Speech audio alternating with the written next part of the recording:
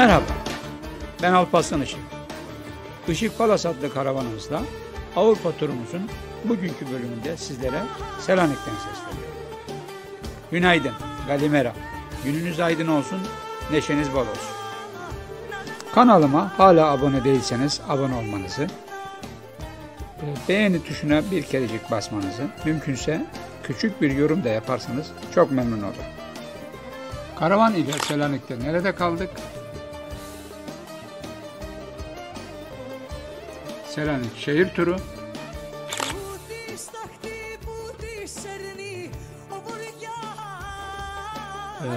Selanik'te ziyaret edecek yerlerin en başında Atatürk'ün doğduğu ev ziyaret ettik. Aziz Dimitri Kilisesi, Aristoteles Meydanı, Beyaz Kule'nin hikayesini izleyeceksiniz ve nihayet 8 günlük seyahatimizin sonunda Yunanistan çıkış ve Makedonya sınırı. Macerayı izlemeye hazır mıyız? Hemen başlayalım.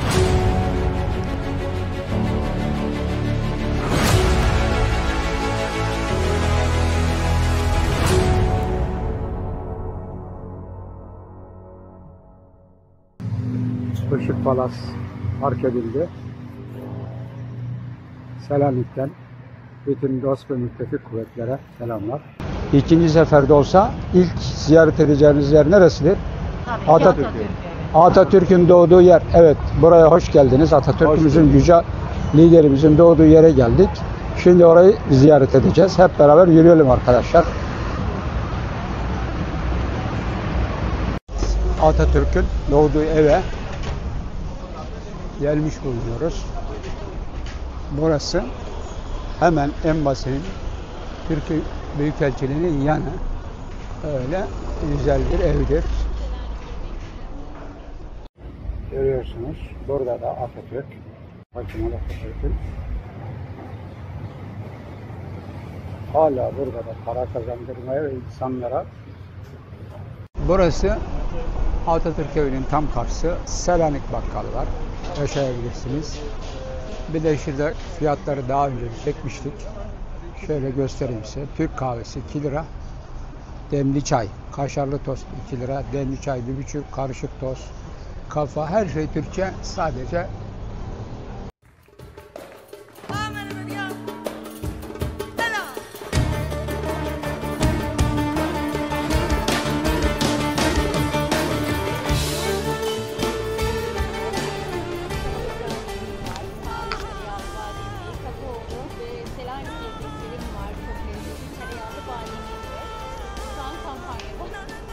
evet, İzmirli Ayşe Hanım Selanik'te bize kurabiye ikram etti.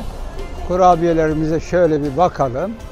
Bu ne? O Selanik evi. Selanik Atatürk evinin yanına geldik. Burada büyükelçiliğimiz var. Burada Mustafa Kemal Atatürk'ün doğduğu ev var.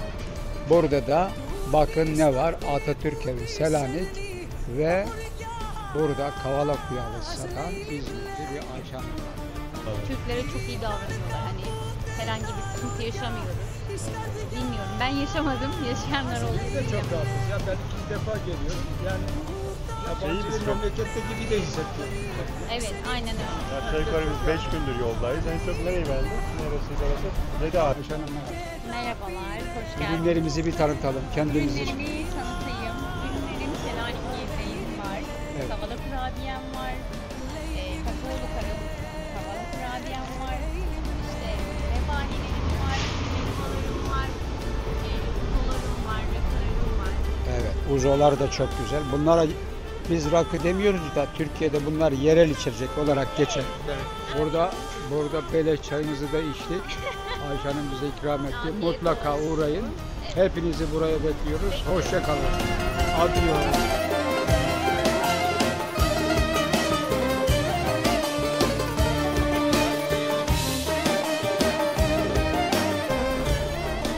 Efendim, burası da Dimitri Kilisesi.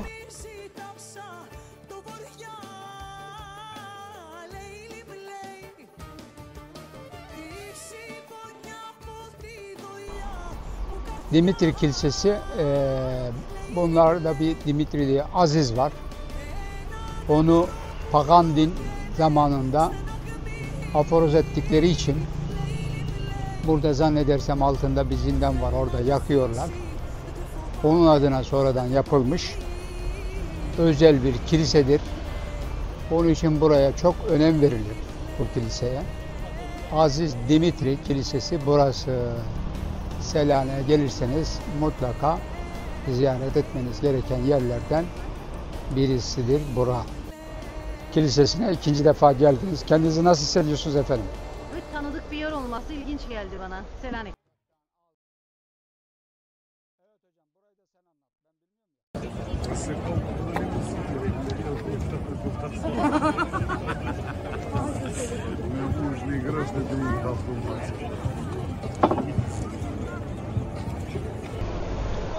Gayet güzel.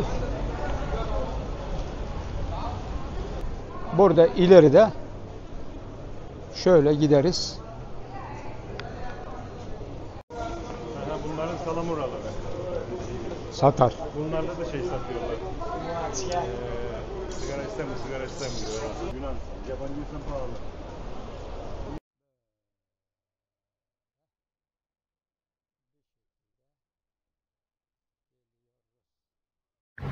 Vallahi Cumhuriyet yarın diye bakıyorum ama Cumhuriyet gazetesi yok galiba ya.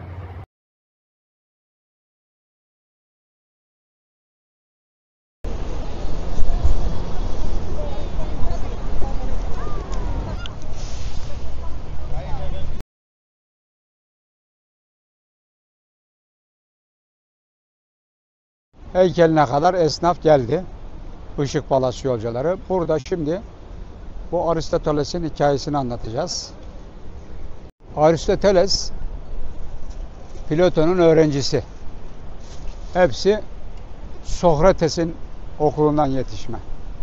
Aristoteles aslında buraya bizdeki Assos'a gidiyor. Çünkü Platon'un okulu buraya buna vereceğini düşünüyor, vermiyor.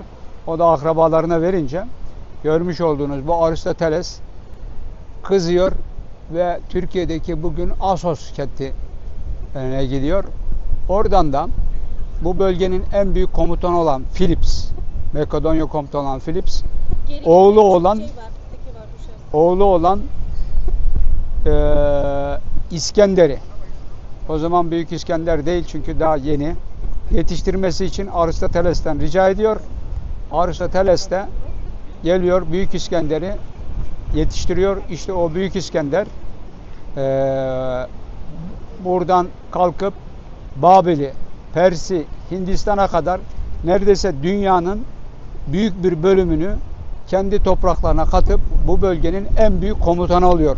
Aristoteles'in aldığı öğretiler doğrultusunda en sonunda ta ki Babil'e, o zaman bugünkü Bağdat'ta kendisinin 33 yaşındayken Babil'de bir şekilde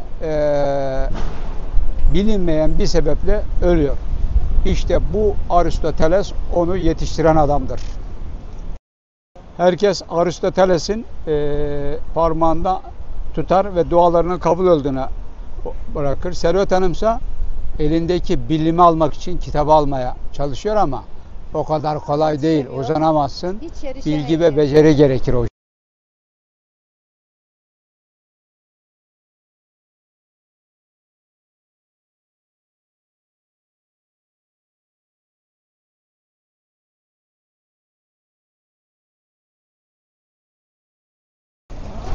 Evet.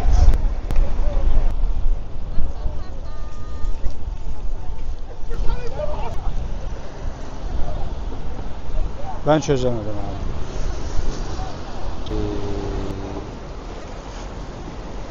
Şimdi Selanik'te yanaşmaya ve gitmeye çalıştığımız yer şu görmüş olduğunuz uzaktaki White Tower. Bunun da çok acıklı bir hikayesi vardır. O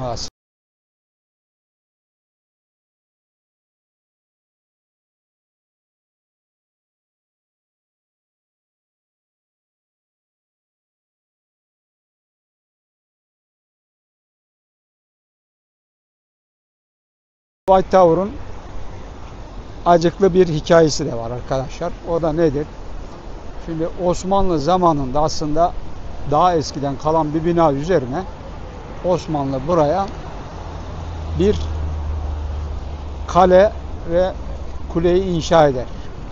Zamanla burada bu beyaz değildir. Beyaz isminin nereden geldiğini de sonra anlatacağız. Şimdi bu kale Osmanlı'nın koruması altında. Zamanla Osmanlı buraya son zamanlarında 1800 yıllarda artık hangi padişah döneminde onu tam hatırlayamıyorum. Mahkumları burada tutar. Zindan olarak kullanır. Ancak mahkumlara da bakamaz duruma gelen Osmanlı bir fetva verir ve bütün mahkumlar kılıçtan geçirilir. Dolayısıyla bura uzun süre Kanlı Kule olarak alınır.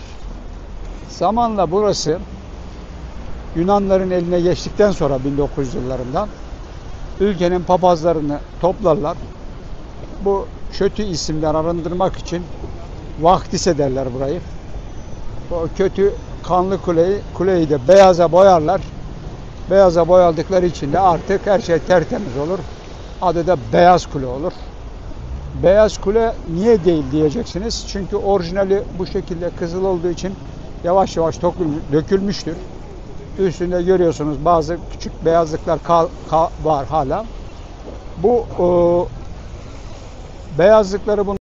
beyazlıkları bunlar tekrar boyamak isterler. Ancak UNESCO koruma altında olduğu için eğer burayı diyor siz diyor boyarsanız diyor biz diyor burayı diyor koruma altından çıkarırız. Onun için de boyayamıyorlar. Bu şekilde kalıyor burası. Beyaz Kule'nin de hikayesi budur. Şurada da korsan gemilerini görüyorsunuz. Bu gemileri de 5 euroya Selanik limanına kadar sizi getiriyor. Kule bu. Böyle bir Servet Hanım istirahate geçti. Yoruldu. Beyaz Kule'nin önüne geldik. Bu gezi de güzel.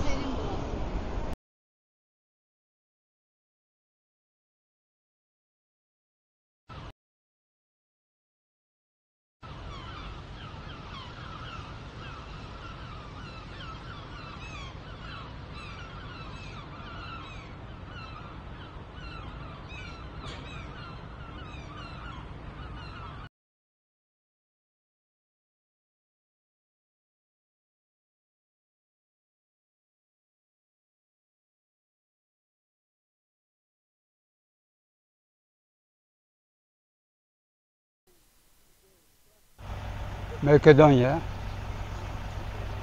sınırından önce böyle bir yerde durduk. İhtiyaç karşıladık. Kahvaltımızı yaptık.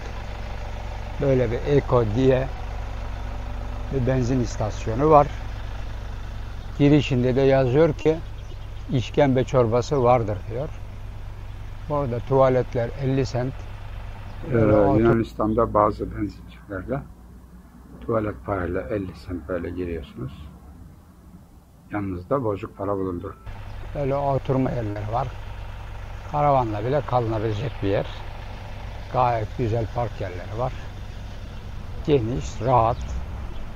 Yunanistan genel prensip olarak karavancı için cennet. Her yerde kalınacak yer var. Çok geniş.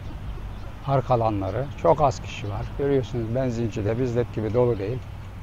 Çok az yer var. İçeride yeme içme de var, tuvaletleri de var. Şu anda buradan hareket ediyoruz. Bundan sonra artık bir terslik olmazsa Makedonya'dayız. Sayın yolcularımız, Mavin, Makedonya için hazırlıklar tamam mı? Her şey hazır, her şey yolunda. Yolcuyu saydın mı abi? Saydım abi, her şey. Ya Bismillah diye yola çıkacağız. Evet. Sayın Mavinim. Evet. Ya Bismillah deyip yola çıkalım. Su istediğin anda senin suyunu ben... Üsküp bizi bekler. Üsküp bizi bekler. 2 euro su istersen verebilirim. Burada da 2 euroya arabanızı yıkatabilirsiniz. Ufak. Gelmiyor o tır. Ufak ufak biz gelmek Makedonya. Şimdi Büyük Philips'in oğlu İskender'in, Büyük İskender, 1,5 değil, çok Büyük İskender, dünyaya hakim olan Büyük İskender'in ülkesi olan Makedonya'ya doğru yola çıkıyoruz. 1,5 değil.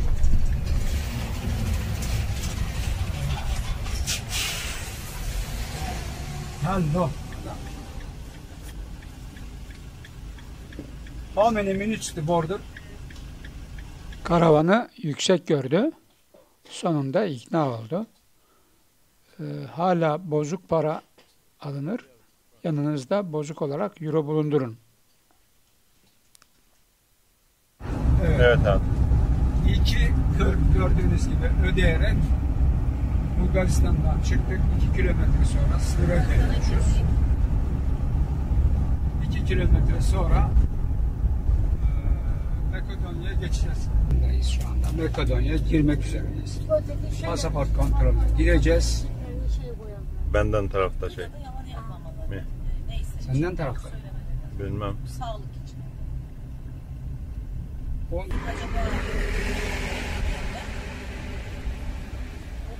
Ha böyle gidiyor. Onlar otobüste olduğu için öyle. Sen git abi.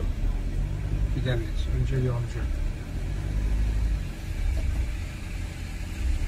Zaten sanırım şey yapıyorsun.